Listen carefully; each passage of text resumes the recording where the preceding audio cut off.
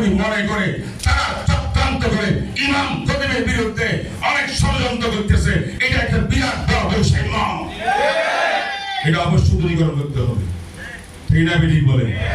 বন্যা দুর্গত এলাকায় যে খেদমত আঞ্জাম দিয়েছে উলামায়ে কেরাম, আমাদের শেখে চরমনাই, বিশ্বাস চরমনাই, আমি নগণ্য লক্ষ লক্ষ আলেম যারা সেই এলাকায় ছিলেন, বন্যা দুর্গতে দেখছেন 90% জাতির পাশে দাঁড়াইছেন বিপদের সময় উলামায়ে কেরাম, ইমাম খতিব বিভিন্ন সংগঠনের। ঠিক না বেটি?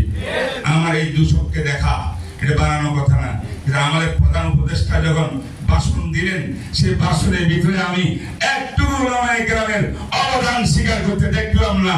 এটা আমি প্রতিবাদ জানাইছি যে হে প্রধান উপদেষ্টা, আপনি আবার বক্তব্যের ভিতরে উলামায়ে কেরামের অবদান স্বীকার করতে হবে আপনাকে। ইনশাআল্লাহ আল্লাহ পাক রব্বুল আলামিন